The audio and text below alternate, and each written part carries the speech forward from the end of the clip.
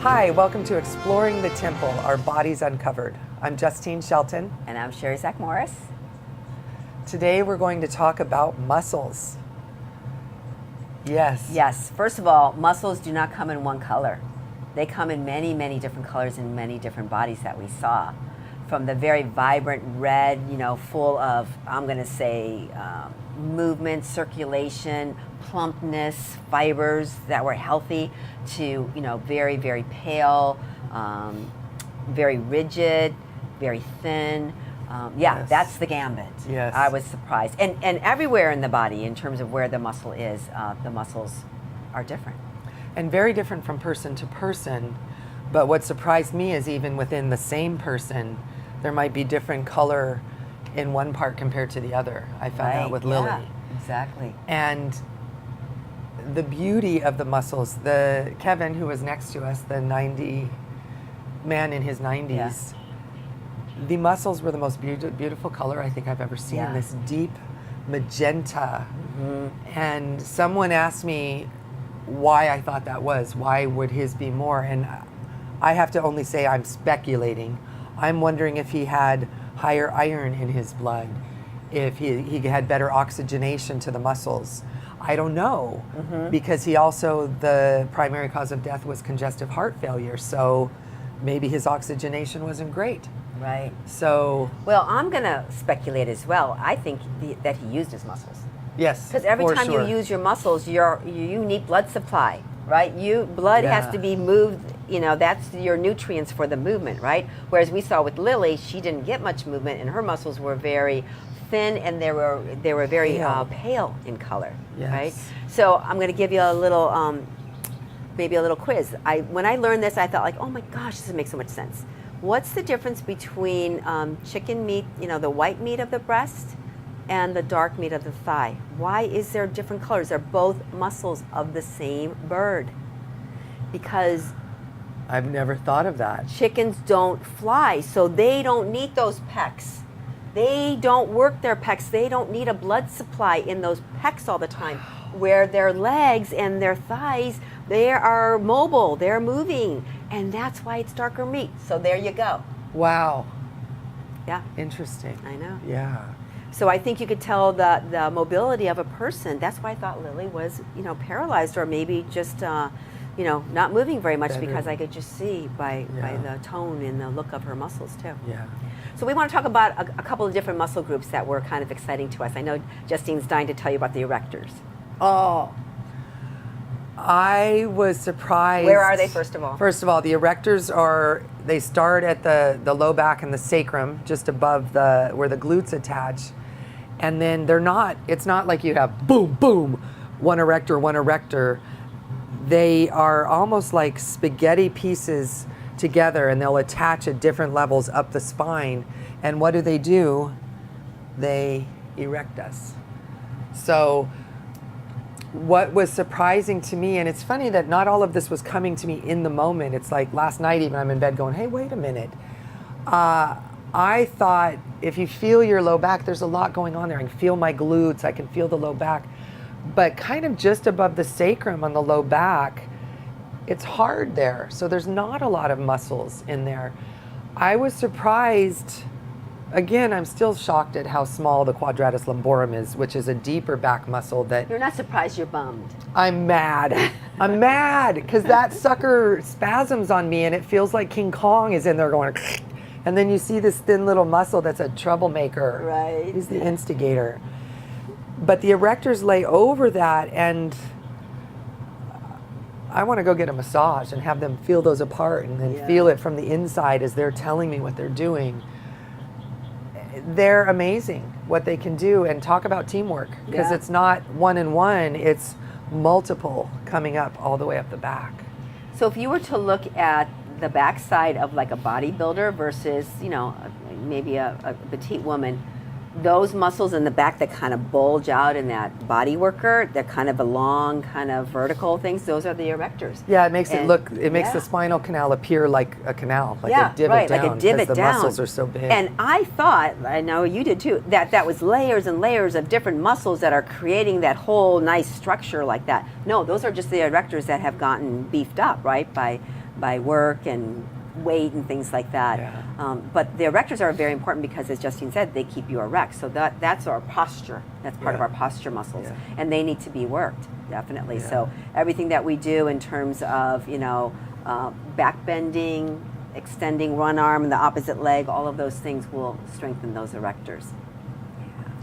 Yeah, and we talk a lot about like synergistic movements in muscles. Like I used to do bodybuilding when I played basketball to try and get stronger, and isolating and doing leg extensions to strengthen my quads, and then doing hamstring curls to strengthen my hamstrings. I had strong muscles, but my joints felt like kindling. They were weak until I started doing yoga, and you're working all those, but synergistically as a team, and to see, yes, we can take apart the connective tissue and make the body look like a textbook, but that's not what it is. That's not what it's like. We have to manufacture that almost. Yeah. It's all one. And the quads come down and encapsulate down here. Then the muscles of the lower leg, it's not like they're all separate. It's all one. Right. Yeah. They call them team thighs. Yeah. This is your team thigh right here. It has Yeah. lots of different little pieces and parts, but it works together as a team. So you don't really need to kind of quite isolate certain muscles and make them stronger. No, you just make that whole thigh area stronger. I wanted to bring up this, and I don't know if it belongs in muscles or not, but remember on the inside of everyone's knee there was that wearing out spot that he said that was a result of all the birthdays that we have? Yes. What was that?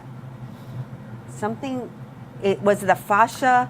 It was the fascial sleeve around the medial quad. Right. And everyone we went to, that got destroyed. And he goes, I'm not saying you didn't dissect it well. I'm saying that's easy to destroy because it gets so thin.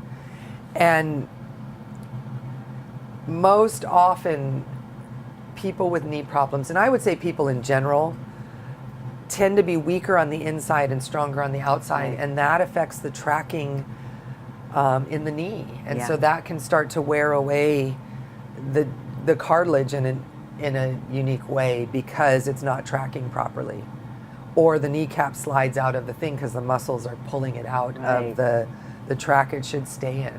Yeah. Yeah. Yeah, and that's why I really truly believe that with yoga you get that integrated movement of the whole strength of your knee instead of the isolated movement of a leg lift or weights or something like that. So it was interesting to see that was a very common thing across almost every single one of the bodies, though, was that inner knee problem. And I know a lot of my students complain about that. Yes. Yeah, exactly. And I'm so grateful. So some of these trivia type things that we teach when we teach anatomy. And the longest muscle in the body is the sartorius. It is from the hip, comes around, and then attaches on the tibia. And they call it the tailor's muscle. It's the muscle that lets you do this. So you can sit like a tailor on the floor and measure the Right. inseam. And thank you, Sartorius, because that one I was able to recognize from away. Yeah. You're opening up this whole universe that you thought you knew, and you don't know. It's not a textbook in there. Right. And to be able to see all of that and see how that interacts with the quads and the IT band, and it was Okay, I'm going to give you a amazing. little trivia with that tailor. Okay, so that's, when you sit crisscross applesauce, that's the tailor Yes, pose, right? yes. So if you get a little bunion on your outside of your baby toe, that's called a tailor's bunion. Oh, good to know. Yeah, because what you're doing, you're sitting cross-legged and you're putting pressure on that, and that yeah. little toe is kind of curling inward, right? So yeah, that's an interesting little factoid there. Yeah. And so we had surprises all week long. We had, I thought the quadratus lumborum was bigger. I'm still very Right. angry about this. You thought certain muscles were smaller, whatever it happens to be. I want you to feel your levator scapula. And I did this in class last night so they can feel kind of what you're talking about. Like I remember the first time I felt my psoas, it was like, oh, I really Yeah. do have one, it's in there. Right. But if you sit up tall, and levator scapula elevates the scapula. So when we're stressed, what do? A lot of us have tension there. So we're gonna sit up tall, look over your right shoulder, and then slowly drop the chin down. Feel that muscle? That's the levator scap. Okay, I digress. I know, that feels felt good, so doesn't it? Let's You gotta do the other side to be yeah. friendly. Yeah. What shocked me about that is I thought it had one puny little attachment and came down and had one puny little attachment. I believe it had 4 heads that attached up in the neck, and no wonder it hurts. There are certain muscles that no wonder when you're sore. Right. Yeah, Yeah. yeah. I've been doing a somatic movement on my levator scapula recently. Ah, Yes. So the concept of somatic movements is that you take the muscle fiber, right? Think about the levator scapula, which is a diagonal, right? It comes from the back of your head coming into the scapula, right? So it's kind of more like a diagonal movement. You find that diagonal. That's why we turned our head and nodded, right? So you find that group of muscle fibers, and then you go the opposite way, right? We're doing a little extension. So we're shortening it. yep. Right? And then you slowly lengthen it with resistance, right? So you're not just like nodding up and down, you're kind of creating that little bit of a resistance. And So then you almost go so back. You can even push into something. Right. Like you're, Oh. yeah, like you push into it, right? So then that resets, the concept is resetting the length of that muscle, because what happens when they're elevated? They're shortened, aren't they? Yeah. And then when we go like this, we're lengthening them, right? So we don't want them short and we don't want them really lengthened. We want them to be reset back to their normal. Just right. I know. Yeah. So I was doing that last night and actually made it feel really, really good. So maybe you might want to try that if that's your problem. And anybody who works on the computer or rounds their shoulders and hunches, you probably have tight levator scapulas. Yeah. Like Yeah. sitting Here we up go. taller. Get the shoulders down. Okay. And as long as we're talking a little bit about trivia, the strongest muscle in the body per square inch, not size-wise, is the masseter. If you clench your jaw and press into that muscle there, that's strong. That's like feeling a bodybuilder's bicep. And I remember Tom coming by and he's like, that's nothing compared to the uterus. You take that little silver dollar size uterus, spread it out, so a 9-month-old, before birth baby can be in there. He goes, as a muscle that's completely stretched out, do you know the amount of force it can exact in order to give life? And it was just mind-blowing. And to hear someone who's done this for 40 years be still so excited to be sharing it with people like us was beautiful. Thank you, Tom. Yeah. Yeah. So I hope you don't mind us sharing all these great things that we learned. I'm sure if you're listening to us, maybe you're kind of interested, but we have more things to share, so stay tuned. We'll be back.